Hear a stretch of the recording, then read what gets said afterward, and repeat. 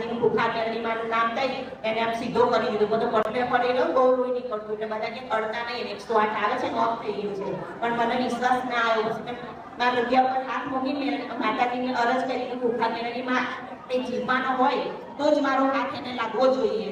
પણ એ છોકરાને એકદમ જ આમ સીધો કર્યો, શ્વાસ એકદમ આવ્યો થોડો. પછી મેં માતાજીનું નામ દઈ મારા ઘરની ગાડી મંગાવી, મારી જ ગાડી મેં હોસ્પિટલ ભેગું કરી દીધો. અત્યારે એને સારું છે, રજા આપી દીધી છે. પેલા રવિવારે આવી હતી પણ વરસાદ બહુ પડેલો ને એટલે મારી માનતા નથી પૂરી થઈ. બરોબર. એટલે એ સમયે એક્સિડન્ટ થયો, એ સમયે એમનો જીવ જતો રહ્યો એવું જ હતું. સફેદ કપડું ઓઢાડી દીધું હતું. બધાય કપડું બી એને ઓઢાડી દીધેલું. બરોબર. ખાસી 20-25 મિનિટ થઈ જ ગઈ હતી. 20-25 મિનિટ જીવ જય થઈ ગઈ હતી. પછી એકદમ ઊભો જ પડ્યો તો રોડ ઉપર. પછી તમે માતાજીને કેવી પ્રાર્થના કરી?